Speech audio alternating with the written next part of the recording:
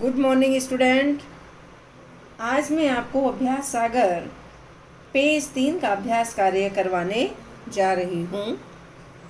प्रश्न नंबर 5 है, नीचे दिए गए चित्रों के सामने उनके वे नाम लिखिए जिनमें संयुक्त व्यंजनों का प्रयोग हुआ है। आपके सामने चित्र दिया गया है। पहला चित्र है जो है पत्ता, दूसरे चित्र में मक्खी, तीसरे चित्र में रसगुल्ला, चौथे चित्र में 25 और पांचवें चित्र में हम इसको किताब भी कहते हैं, लेकिन संयुक्त व्यंजन तो किताब में नहीं आता है। इसका मतलब कि हम इसको पुस्तक लिखेंगे क्योंकि पुस्तक में संयुक्त व्यंजन आया हुआ है।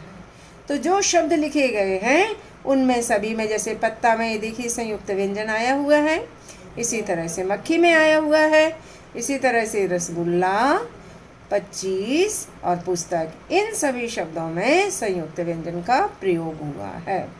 तो अभी तक हमने जो कार्य किया है उसमें आगे हम करेंगे आओ दोहराएं।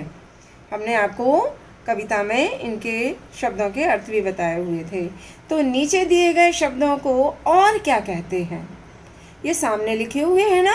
अब इनमें से जैसे रास्ता नहीं रास्ता, पर्वत यानी पर्वत, लेक, लेक का मतलब है किस्मत, दरिया, दरिया का मतलब सागर, और शीश का मतलब शीश। इसमें शीश लिखा हुआ है ना, लेकिन इसका मानक भाषा में इसको शीश कहा जाता है।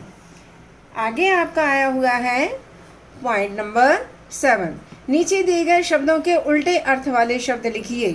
एक, अनेक, सच, झूठ, अपने, पराए, दुख, सुख। पॉइंट नंबर 8 है, नीचे दिए गए शब्दों से वाक्य बनाइए। साथी, साथी का देखो वाक्य बना हुआ, मैंने अपने साथी की मदद की, साथी की।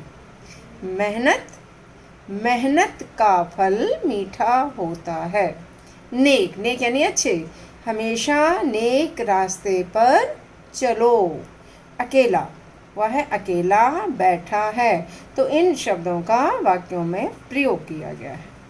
प्रश्न नंबर 9 है कि नीचे दिए गए दो दो शब्दों का इस प्रकार वाक्यों में प्रयोग कीजिए कि उनके अर्थ में अंतर स्पष्ट हो सके।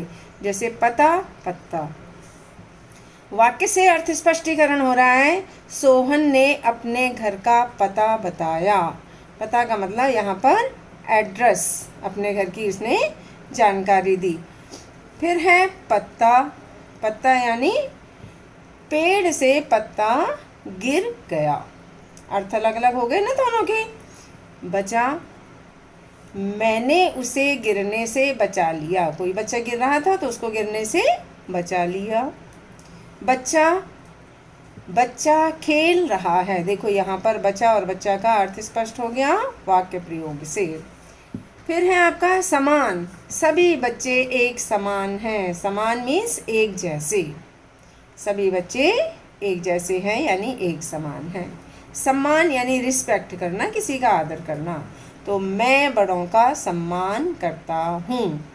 बच्चों, आज जो आपको कार्य करवाया गया ये आपको अभ्यास की किताब पर लिखना है, और गृह कार्य जो आपको दिया जा रहा है वो अभ्यास सागर का पेज नंबर 5 अनुच्छेद लिखना है। अब आपके सामने ये देखिए है, मेहनत और मिलजुल कर काम करने के महत्व पर 100-150 शब्दों में अनुच्छेद लिखिए। यदि हम सभी मिलकर के काम करते हैं तो वो काम आसानी से हो जाता है ना। तो इसी तरह से हमारे देश में इस समय जो स्थिति बनी हुई है कोरोना के बारे में, तो देखो सभी सहयोग कर रहे हैं ना एक दूसरे का। डॉक्टर्स भी, किसान भी, नर्स भी, तो सारे कर रहे हैं ना। तो सभी देश को उन्नति की ओर ले जाने के लिए हमेशा कार्यरत रहते हैं। तो आपको करंट टॉपिक पर भी आप एक पैराग्राफ लिखेंगे, अनुच्छेद लिखना है, वाक्य प्रयोग नहीं करना। तो 100-150 शब्दों का एक आप अनुच्छेद लिखोगे।